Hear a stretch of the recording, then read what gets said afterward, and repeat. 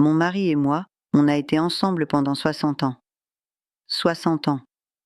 Peux-tu imaginer? 60 ans de ta vie avec une seule personne. On connaissait chaque détail l'un de l'autre. Ses habitudes, ses rires, sa façon de regarder le monde. Comment il prenait son café le matin. Comment il fredonnait en se rasant. Comment il me tenait la main quand il était inquiet. Tout. Absolument tout. Puis Alzheimer a décidé de nous voler ça. Maintenant, quand je me réveille le matin à côté de lui, il me demande « Qui êtes-vous » Et c'est comme mourir lentement, tous les jours. C'est l'histoire de comment on perd quelqu'un sans qu'il ne parte vraiment. Et comment on apprend à l'aimer différemment. Je voudrais vous raconter comment ça a commencé. Comment on s'est rencontrés. Parce que pour comprendre ma douleur maintenant, il faut d'abord comprendre ce qu'on avait. Je l'ai rencontré en 1965 à une danse à l'église. J'avais 23 ans. Il y avait une orchestre, des lumières, c'était magique. Je portais une robe bleue, ma robe préférée à l'époque. Et lui, il portait un costume bleu. Il était beau. Il avait les yeux qui riaient. Il m'a demandé de danser. Et j'ai dit non. J'ai dit non. Je ne sais pas pourquoi. J'étais timide, j'imagine. Terrifiée, plus précisément.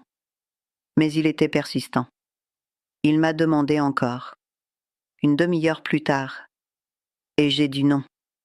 Il a attendu 1 heure, puis il m'a redemandé. Et finalement, j'ai dit oui. Nous avons dansé toute la nuit. Et pendant 60 ans, il n'a jamais arrêté de demander.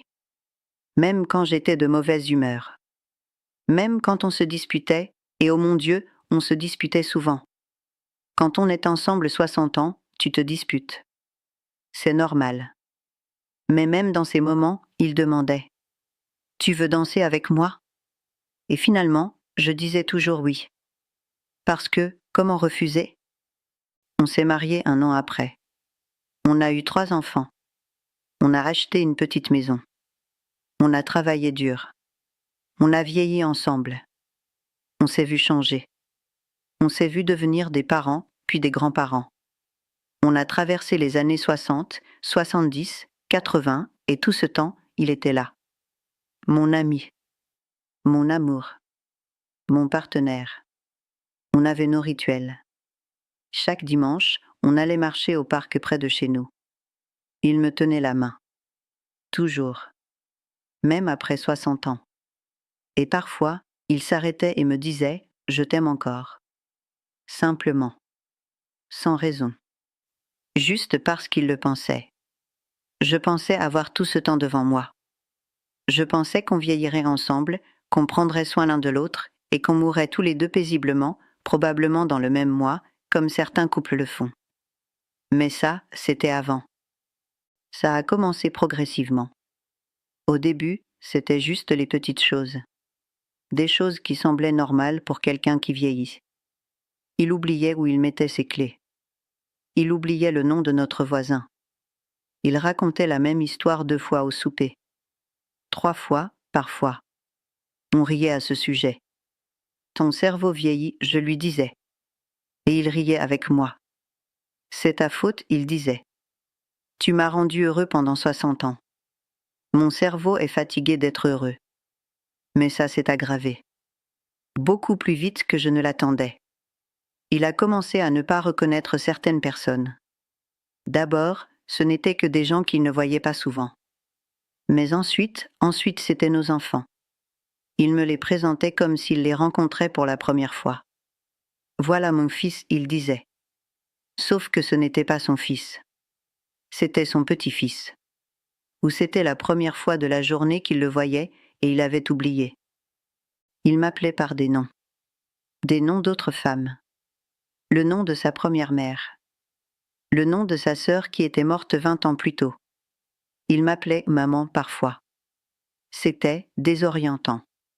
Et triste. Et puis un jour, je me souviens exactement du jour, c'était un mardi, je portais ma robe verte, celle que j'aimais, il m'a regardé. Vraiment me regarder. Et il a dit « Excusez-moi, qui êtes-vous » Je me suis figée.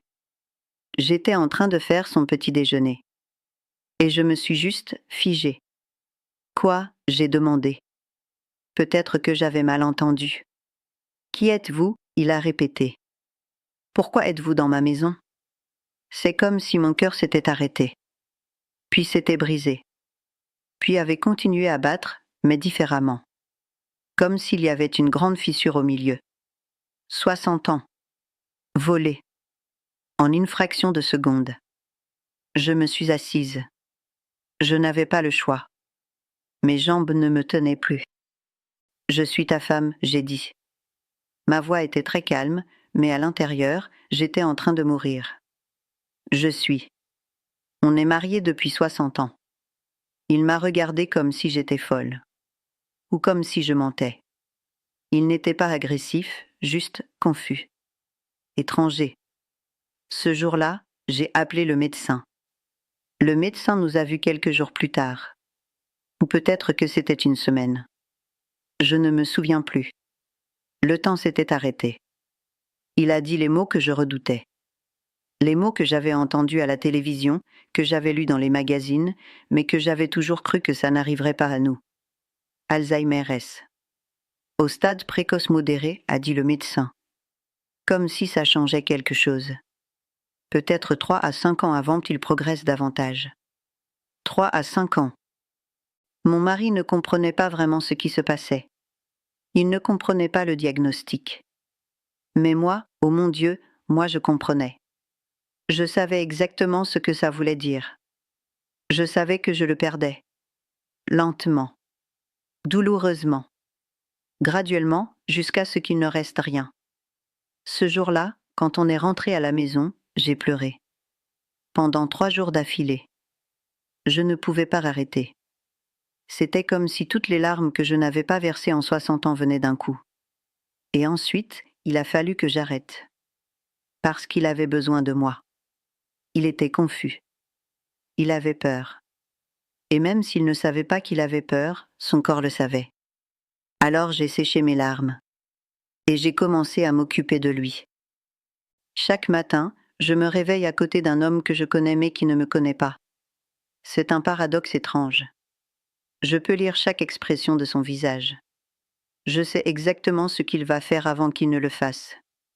Je connais chaque cicatrice de son corps. Je sais comment il aime son café, combien de sucre il met dans son thé, quels sont ses aliments préférés. Mais il ne sait pas qui je suis. Je dois le laver. Chaque matin. Je lui enlève son pyjama et je le mets sous la douche. Je dois vérifier la température de l'eau parce qu'il a oublié comment faire. Il a oublié comment prendre une douche. Qui oublie comment prendre une douche? Je le lave. Je lave ses cheveux. Je lui sèche le corps. Je lui mets ses vêtements, toujours les mêmes. Des vêtements faciles à enlever. Pas de boutons complissés. Ensuite, je le fais petit déjeuner. Un bol de céréales. Du jus. Du pain avec du beurre. Il me regarde manger parfois, comme s'il voyait ça pour la première fois de sa vie. Et il demande. 100 fois par jour. 100 fois. Qui êtes-vous? Pourquoi êtes-vous ici? Où suis-je? Pourquoi est-ce que je ne peux pas partir? Chaque fois, je réponds. Patiemment. Parce qu'il n'est pas méchant. Il a juste peur. Il ne comprend pas ce qui se passe. Imaginez. Vous vous réveillez et rien ne vous est familier. Pas votre maison. Pas la femme qui prend soin de vous. Rien. Je suis votre femme, je dis. Je suis ici parce que je vous aime. Vous êtes à la maison. Vous êtes en sécurité. Parfois, ça le rassure. Il se calme. Il me croit, ou du moins, il arrête de poser la question. Parfois, il ne me croit pas. Et il devient difficile. Hier, il a paniqué. Il pensait que j'étais quelqu'un d'autre. Quelqu'un qui voulait lui faire du mal. Il a commencé à crier. Il m'a giflé. Je ne vous dis pas ça pour que vous le jugiez. C'est juste, ce n'était pas lui. Ce n'était jamais lui. C'était la maladie. C'était Alzheimer. Ce n'était pas le man que j'aimais pendant 60 ans. Je l'ai retenu. Je lui ai parlé doucement. C'est moi. C'est OK. Tu es en sécurité. Et après quelques minutes, il s'est calmé. Je l'ai mis au lit. Et ensuite, je suis allée dans la cuisine et j'ai pleuré. Je pleure beaucoup maintenant. Plus qu'avant. Parfois, je pleure sans raison. Je suis en train de laver la vaisselle et soudainement, les larmes viennent. Parce que je suis en deuil. Mais la personne que j'aime est toujours vivante. Comment expliques-tu ça à quelqu'un? Comment tu fais le deuil de quelqu'un qui respire à côté de toi? Je ne suis plus sa femme. Pas vraiment. Je suis son soignante, son infirmière. Quelqu'un qui le change, qui le nourrit, qui gère tous ses besoins. Nos rôles se sont complètement inversés. Pendant 60 ans, il m'a prise en charge. Il m'a protégée. Il a pris soin de moi. Et maintenant, c'est moi qui fais ça. Je dois prendre toutes les décisions. Je dois décider quels médicaments il prend. Je dois décider s'il peut conduire. Spoiler alerte, il ne peut pas, et ça m'a brisé le cœur de lui le dire. Je dois décider où il va, quand il va au médecin, tout. Et pendant 2 ans, ça m'a tué. Pendant 2 ans, j'ai déprimé. J'étais en deuil constant. Et puis quelque chose a changé en moi. Je me suis rendu compte que j'avais une chance. Une chance que la plupart des gens n'ont pas. J'avais une chance de dire au revoir. Lentement. Douloureusement. Mais vraiment. Jour après jour. Et j'avais une chance de l'aimer différemment. Parce que ça, je l'ai réalisé, l'amour n'a jamais été sur le fait d'être reconnu. L'amour n'a jamais été sur la mémoire, ou sur le partage d'histoires, ou sur la compréhension l'un de l'autre. L'amour, c'est de rester. C'est d'être présent. C'est de prendre soin de quelqu'un même quand c'est difficile. Surtout quand c'est difficile. Maintenant, quand je le vois sourire, même s'il ne sait pas pourquoi il sourit, même s'il ne sait pas qui je suis, je souris avec lui. Ce sourire appartient à mon mari. Et je peux partager ça avec lui. Je peux être une partie de ça. Et c'est assez. Hier, on regardait par la fenêtre ensemble. Il pointait quelque chose. Un oiseau, je pense. Et il était fasciné. C'était comme regarder un enfant découvrir le monde pour la première fois. Et je ne l'ai pas corrigé. Je ne lui ai pas expliqué.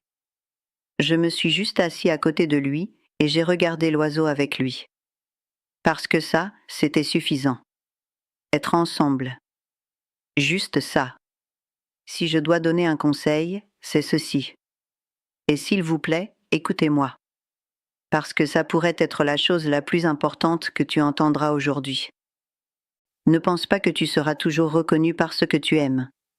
Ne pense pas que ce qui compte vraiment, c'est qu'ils se souviennent de toi. Que tu seras la dernière personne qu'ils oublient. Parce que parfois, tu seras la première qu'ils oublient. Ou tu seras complètement oublié. Ce qui compte vraiment, c'est d'être là. C'est d'aimer quelqu'un même quand c'est difficile. Même quand c'est douloureux. Même quand c'est un drap. Et si tu as encore des parents. Si tu as des grands-parents. Si tu as quelqu'un dans ta vie qui est vieux et qui pourrait, oublie-moi. Appelle-les. Appelle-les aujourd'hui. Pas demain. Pas la semaine prochaine. Aujourd'hui. Dis-leur que tu les aimes. Dis-leur vraiment. Pas juste les mots, mais comme tu le penses. Demande-leur leurs histoires. Apprends à les connaître. Vraiment les connaître. Parce qu'il arrive un moment où tu ne peux plus. Et ce moment arrive plus vite que tu ne le penses. Mon mari ne sait plus mon nom. Il ne se souvient pas de nos enfants. Il ne se souvient pas de notre vie ensemble. Mais il sait que quelqu'un le tient. Quelqu'un le soigne. Quelqu'un l'aime. Et ça va devoir suffire. Ça suffit.